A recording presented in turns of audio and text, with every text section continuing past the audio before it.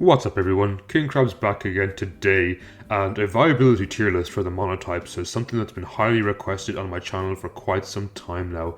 I decided to take a slightly different approach and I asked 10 other Monotype players and myself their thoughts on the viability of each type and took the average results. I'll be using those average results to rank the types in order. I thought this would be a good way to reduce too much bias and not just have my opinions, as I admit sometimes I can have strange or outlandish opinions on some of the types. Either way, I'll do my best to explain my thoughts on each type and why they are where they are in the tier list, and with that, let's jump right into it. So let's start with this low tier, the C tier. These types aren't necessarily bad and they will always have good players and good tools, but overall would be considered weaker types in the current meta.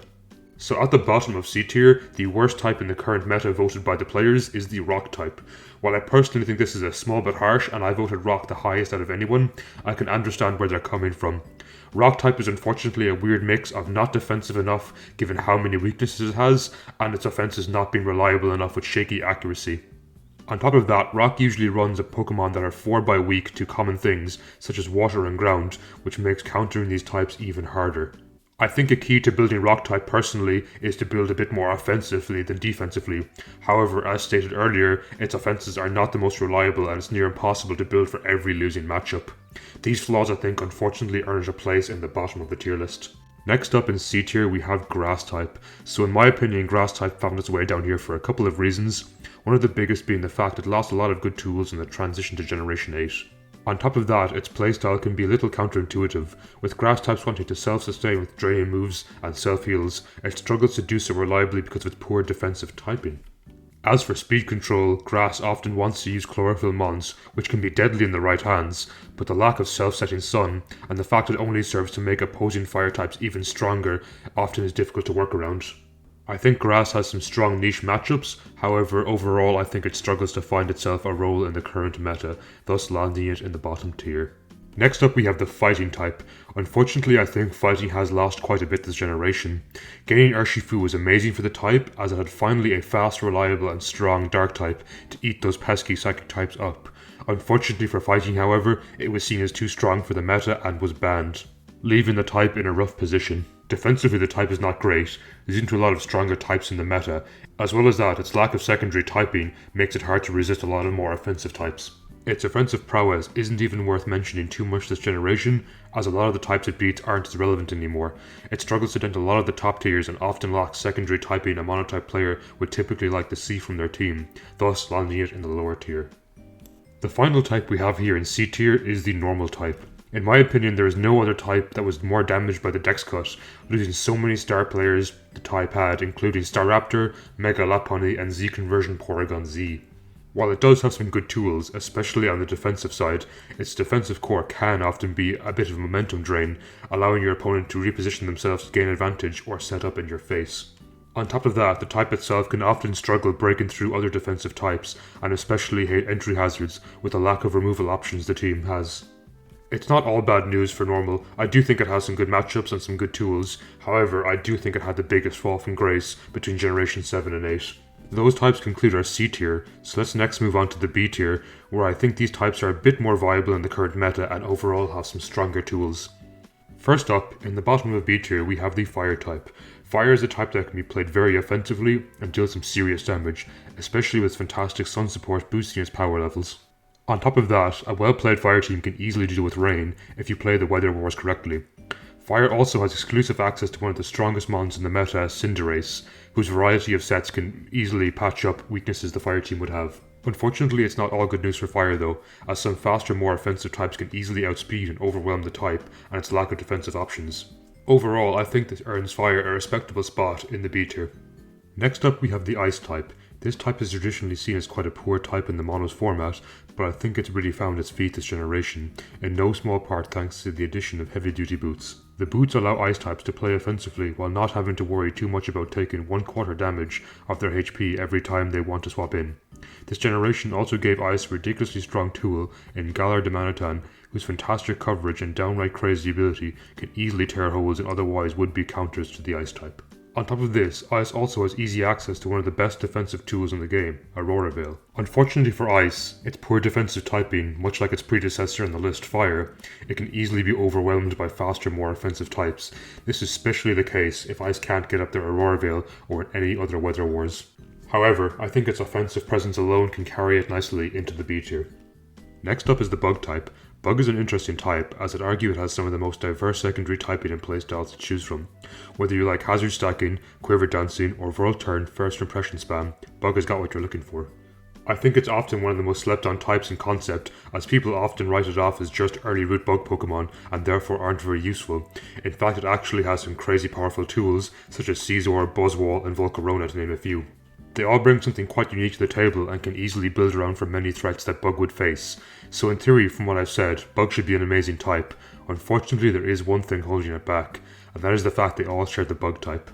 The Bug typing unfortunately brings a lot of weaknesses, including Stealth Rocks, and not a whole lot of meaningful resistances, meaning the type often relies on its secondary typing to be effective. This compounded with the fact it can struggle with some of the top tiers, landed it in a respectable place in the B tier. Next up, we have the Ghost type. The Ghost type is interesting as it massively varied from person to person. Some people ranking it top 5, others ranking it bottom 5, which I guess makes it appropriate to land somewhere in the middle of the tier. Not only is Ghost placement interesting, its typing is too. Ghost can run a variety of tricks to win nearly every matchup in the game, but I do feel the type doesn't have any particularly strongly winning matchups. Unlike a lot of other types, it doesn't really win based on its typing alone, more so the Pokemon it chooses to run, or the Pokemon it faces. It can play quite offensively with great tools like Blacephalon, Spectrier, and Dragapult, who can easily suffocate your opponent's team from one wrong move.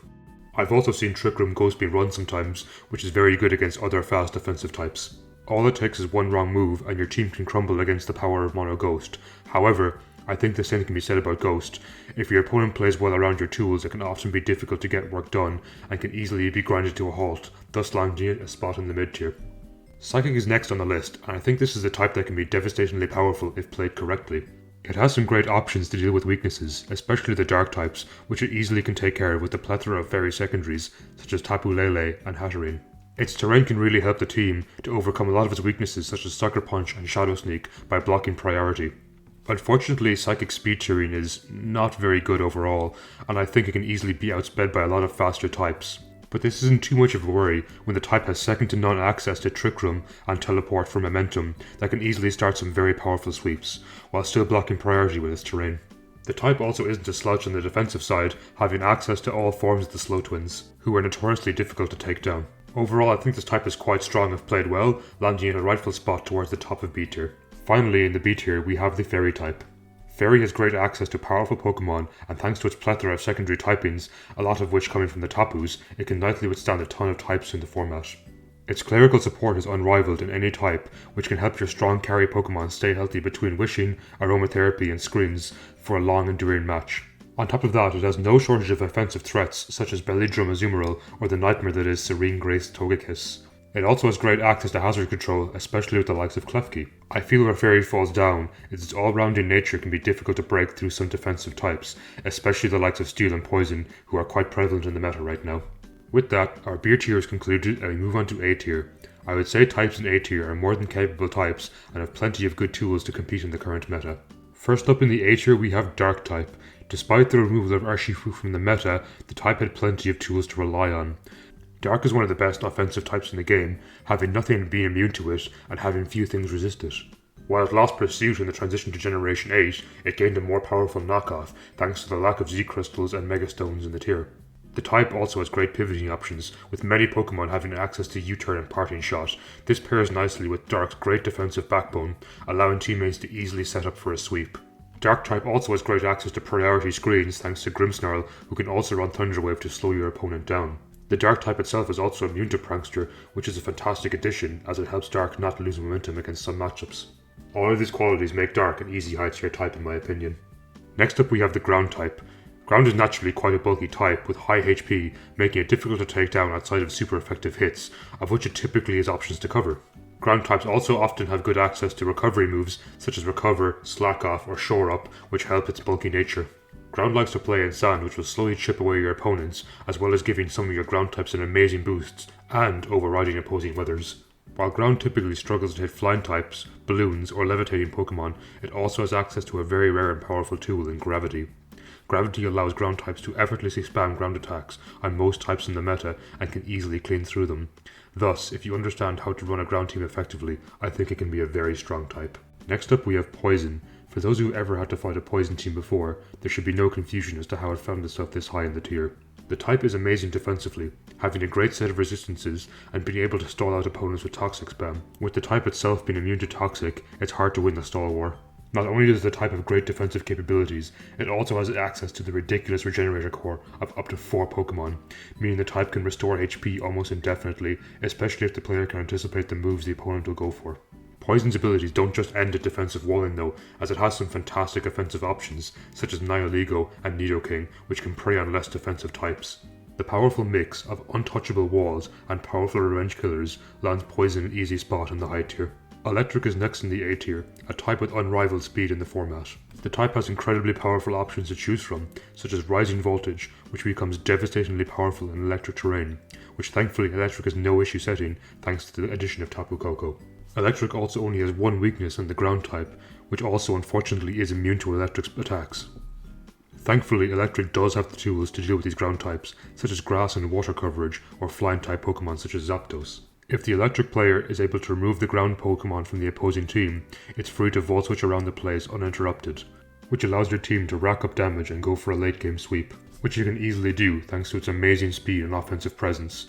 These traits easily get Electric a spot towards the top of high tier. Finally, at the top of A tier sits Dragon type.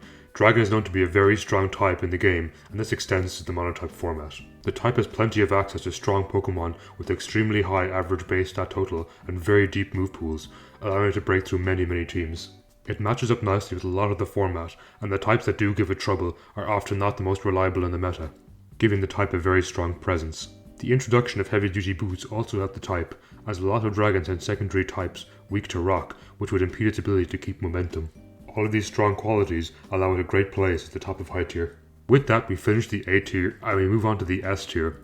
S tier types are unrivaled in the format, with access to a plethora of amazing options and generally do well in most matchups in the format. First up in the S tier we have Water. Water is the most common type in the series, and thanks to that it has no shortage of strong options to choose from. It can play a variety of different playstyles exceptionally well. Anything between hyper offense to stall, Water is well able to control. On top of that, it can easily excel in the rain, which it has no problem setting thanks to Pokemon such as Pelipper and Politoed. In the rain, swift swimmers such as Barraskewda, Kingdra and Seismitoad become extremely threatening Pokemon, as their speed is doubled while also increasing the power of their stab. Water is also a great defensive type, only being weak to 2 types, Electric and Grass, both of which it can easily cover nicely with access to secondary typing. I would argue it has no matchup in the game it can't win thanks to its abundance of amazing tools, landing it an easy spot in the S tier. Next up we have Steel. Interestingly, Steel type actually average to the exact same value as Water, so I would say they're on the same level. The type has no shortage of resistances, resisting 10 types and 1 immunity. This instantly makes Steel match up nicely with most of the format. It also only has 3 weaknesses. Because of that, those 3 types are very common coverage moves for most teams to be able to deal with Steel. However, Steel is arguably the greatest defensive core in the entire series, having immunities to every single one of their weaknesses. This means a well-played Steel team can minimize damage effectively. And thanks to Steel's amazing defensive stats, even if they do get hit, they often don't take a huge amount of damage anyway. Its immunity to poison also makes the type extremely difficult to stall out with the traditional toxic stall strats. Steel is also no slouch on the offensive side, having access to offensive powerhouses, such as Excadrill and Melmetal. All of these qualities make Steel an undeniable top tier. Finally, the top of top tier, and arguably the best type in the current meta, is the Flying type. The introduction of heavy duty boots made Flying type truly excel in the Monotype format. It has no shortage of strong options, it has plenty of high BST and good secondary typing Pokemon to choose from. As well as that, it can easily cover all its weaknesses with said great access to secondary typing. This paired with no longer being afraid of the omnipresent Stealth Rocks makes it an extremely powerful type. Its defenses are further bolstered with access to reliable recovery and roost, making Flying a cut above most defensive types. What truly sets Flying apart from most offensive balanced types, however, is amazing access to offenses. Flying is a great offensive type and has no shortage of coverage options and secondary stabs to break through most teams in the game. The extremely well balanced offense and defensive nature of the Flying type make it in many people's opinions a strong contender for the best type in the format. So that is all from the tier list. I would definitely like to hear your opinions down below in the comments. Let me know if you agree or disagree with a lot of our placements, and let me know what you think of the tier list is. With that, I want to say a huge thanks to everyone who participated.